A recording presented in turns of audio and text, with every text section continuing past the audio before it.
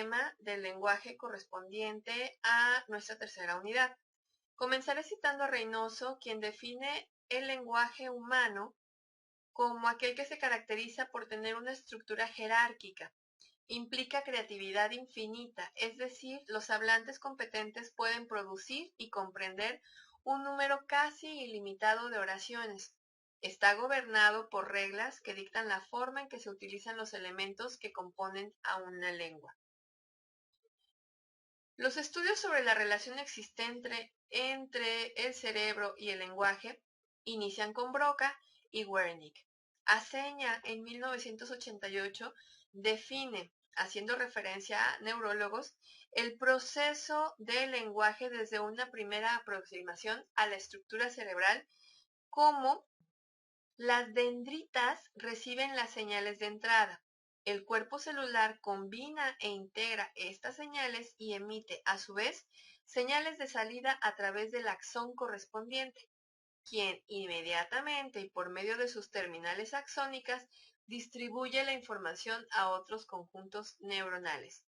Pero además, el sistema de señales es doble, eléctrico y químico.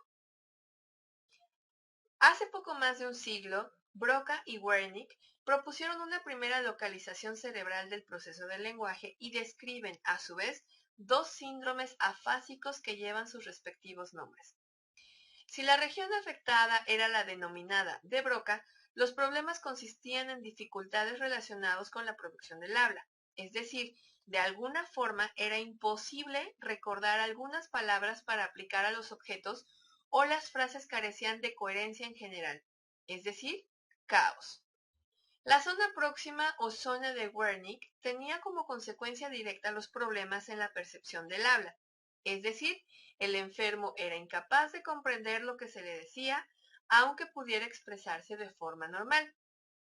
Las áreas de Broca y Wernicke están muy próximas y se sitúan en el hemisferio izquierdo del cerebro.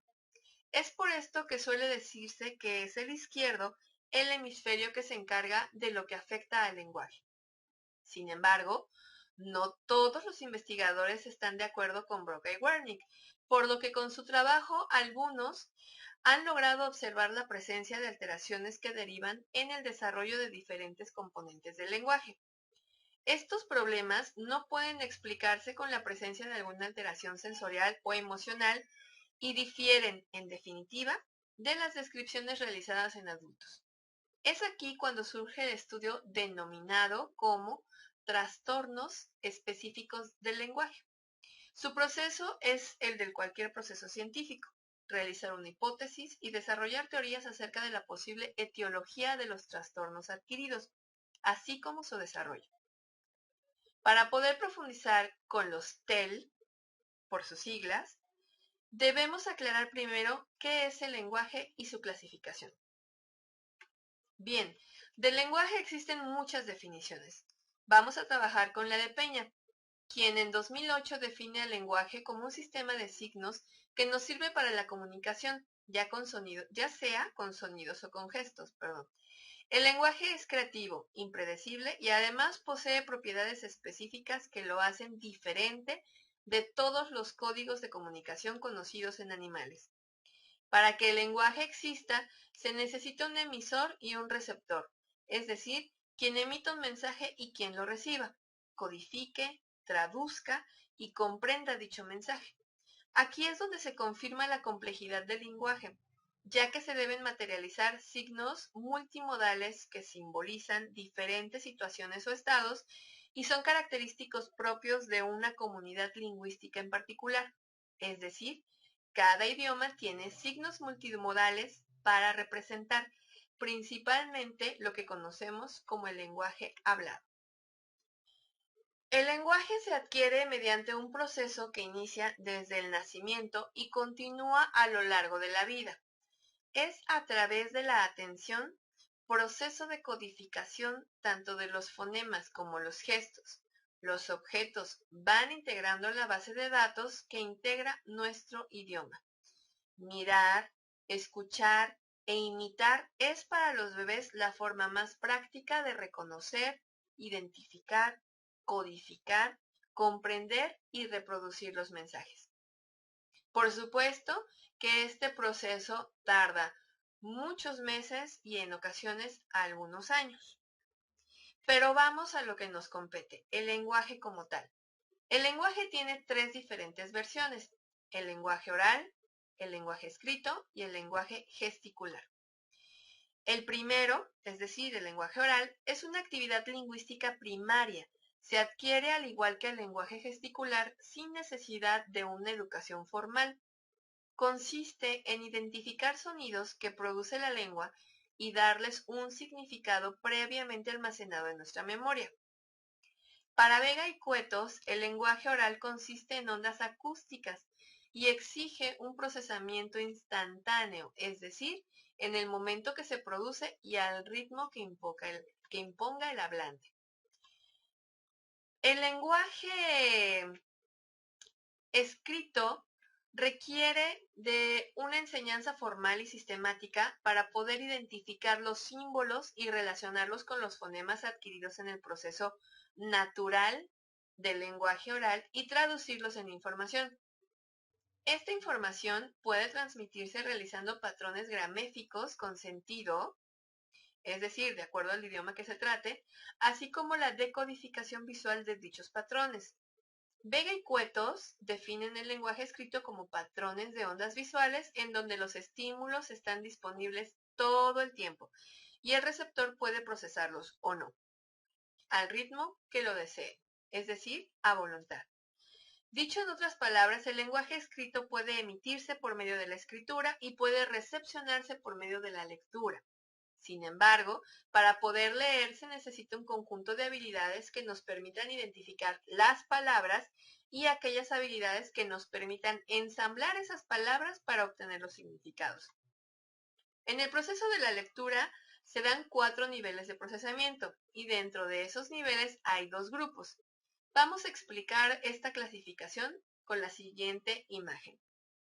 Por un lado, tenemos los microprocesos, que están relacionados con la decodificación automática del texto y se refieren a los procesos perceptivos, los procesos léxicos y los procesos sintácticos. Y están relacionados con los macroprocesos, que son operaciones asociadas con los procesos de comprensión del texto y hacen referencia al proceso semántico. El lenguaje gesticular, por su parte, no necesita de una instrucción formal. Al igual que el lenguaje oral, se aprende a través de la observación y la interpretación de los gestos, y se relaciona principalmente con sentimientos o estados de ánimo. Me refiero a igual que al lenguaje oral porque no se necesita la instrucción y todo se hace a través de la observación y repetición. Bien, mencionaba que mientras se realiza la comunicación con el lenguaje oral o escrito, puede también interpretarse el mensaje que se lee o se escucha complementándola con los gestos que el emisor realice. No es lo mismo que nos digan buenos días con una cara larga a que nos digan buenos días con una sonrisa, como lo decimos por aquí, de oreja a oreja. Al realizar la comunicación, se utilizan diferentes niveles de análisis. Estos son: el análisis fonológico es el que hace referencia al sistema de sonidos utilizados en un idioma. El análisis léxico se refiere al vocabulario, es decir, las representaciones y significado de decenas de miles de palabras de la lengua nativa.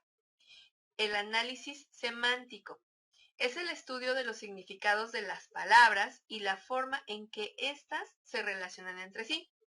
El análisis morfológico estudia la formación de las palabras a través de morfemas.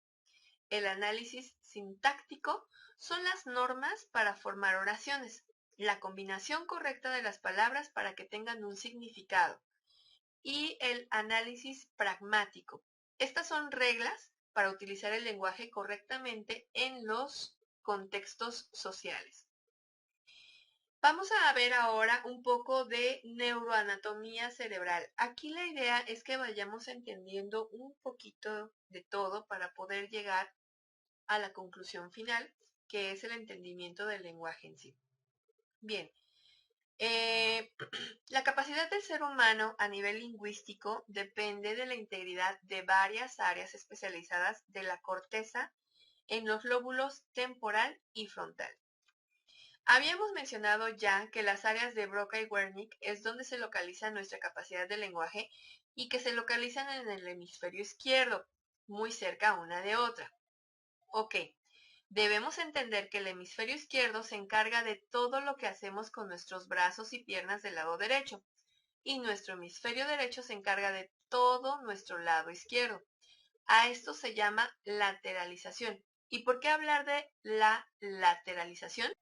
Pues bien, se ha identificado que el hemisferio izquierdo es especialista en las actividades que implican análisis y en las que son automáticas. El lenguaje es, en su mayoría, un proceso automatizado, y esta es la razón por la que podemos hablar con rapidez. Pero también hay cosas que podemos planificar, es decir, saber qué decir o comprender de manera menos automática, y entonces es donde entra en función el hemisferio derecho. Y esta es básicamente las actividades muy generales y de asociación de información de tipo y de origen distinto. El hemisferio izquierdo está especializado en la gramática, es decir, la fonología, la morfología y sintaxis, aunque el lenguaje en general es resultado de la interacción de ambos hemisferios. Es la gramática la más afectada por lesiones en las áreas de Broca y Wernicke. El contenido emocional del habla es gobernado en gran parte por el hemisferio derecho. Hay regiones especiales en el encéfalo que se especializan en la representación simbólica de la comunicación y no en el lenguaje oído o hablado como tal. El habla, la lectura y la escritura son el resultado de la integración de estructuras corticales y subcorticales del cerebro, a través de la transmisión al mecanismo fonatorio del lenguaje, y la recepción cerebral de las señales del lenguaje comienza desde la audición. Veamos ahora entonces las lesiones. Las afasias como tal fueron definidas por Wernicke como un trastorno que afecta únicamente al lenguaje, aunque es posible que pudiera presentar cierta sintomatología asociada que no se incluyera dentro del lenguaje. Al situarse en los centros del lenguaje, llamemos lenguaje motor o lenguaje sensorial, dan lugar a lo que se llama afasia central. Pero si el daño se sitúa a lo largo de las vías de conexión, entre ambos centros, da lugar a la afasia de conducción, que tiene como principal síntoma la incapacidad del paciente para repetir las palabras. Martínez en el año de 2008 clasificó las afasias de la siguiente manera. La afasia global, que se refiere a la pérdida completa o casi completa del lenguaje en todos sus aspectos, tiene como origen una lesión que afecta conjuntamente las áreas de Broca y Wernicke. La afasia de Broca, que es también conocida como afasia motora, tiene origen en una lesión en el área de Broca específicamente, afecta el lenguaje espontáneo y sus mecanismos articulatorios. La capacidad de comprensión también queda levemente disminuida y hay manifestaciones a nivel escritura, es decir, disgrafias, y lectura, lo que conocemos como dislexia, que es una forma de alexia. Broca también identificó alteraciones en la producción del lenguaje que había estudiado y confirmado con varios pacientes. A estas alteraciones denominó afemia. La afemia está relacionada con lesiones en la tercera circunvolución frontal del hemisferio izquierdo del cerebro. Se caracteriza por la pérdida del habla, sin que signifique la existencia de parálisis del aparato articulatorio o evidencia de afectación de nivel de inteligencia. Antes de continuar con las afasias que nos faltan, vamos a definir lo que es alexia, porque lo estábamos mencionando hace un momento. Alexia es la pérdida o alteración de la capacidad para comprender el lenguaje escrito como consecuencia de una lesión cerebral. Su estudio se ha desarrollado a través de dos aproximaciones: el enfoque clínico-anatómico y el psicolingüístico. En el enfoque clínico-anatómico tenemos la alexia pura, que corresponde a los trastornos exclusivamente en la lectura, sin trastornos en el lenguaje oral ni en la escritura. Tenemos también la alexia con agrafia, que corresponde a un trastorno tanto en la lectura como en la escritura, pero no existe afasia. Y la alexia afásica son las alteraciones en la lectura que se asocian con síndromes afásicos. Por otro lado, tenemos la dislexia visual, en la que predominan errores de tipo visual. La dislexia de superficie, que es donde hay errores relacionados con paralexias fonológicas o grafémicas, y la dislexia profunda, en la que aparece un predominio de errores semánticos. Entonces tenemos la clasificación físico-anatómica y la clasificación psicolingüística. Bien, continuamos con las afasias. La afasia de Wernicke o afasia sensorial es una lesión ubicada en la zona de Wernicke. Tiene su origen en una caída de discriminación fonémica y es una pérdida de la capacidad para comprender los elementos sintácticos y semánticos. Si la producción de la parafasia es muy importante, el lenguaje se convierte en algo ininteligible y recibe el nombre de jerga o lenguaje jergafásico. No afecta la producción lingüística ya que ésta sigue siendo fluida y abundante, con una prosodia y entonación aparentemente correctas, aunque el lenguaje carece de significado por la invasión masiva de parafasias fonémicas. Este fenómeno suele acompañarse de logorrea y surge un fenómeno de desinhibición que podría estar en relación con una falta de feedback auditivo de la producción fonológica y léxica. Es característico que todo esto se acompañe de una anosognosia, que es la falta de conciencia del déficit. ¿Ok? La anomía o afasia amnésica no se ha podido ubicar de manera precisa dentro del cerebro. Se caracteriza por la dificultad para encontrar palabras léxicamente plenas, por lo que el sujeto recurre al uso de palabras generales o expresiones deícticas para suplir este déficit. Podemos hacer ejemplo de una expresión deíctica cuando no sabemos qué palabra utilizar y hacemos señas o señalamos algún objeto, nos valemos de algo más para poder completar lo que queremos decir. Es importante mencionar que la comprensión lingüística no se ve afectada. Tenemos también la afasia de conducción o síndrome de desconexión. Se trata de una lesión causada en la conexión que une las áreas de Broca y de Wernicke. En lo que se refiere a comprensión, apenas se presentan trastornos.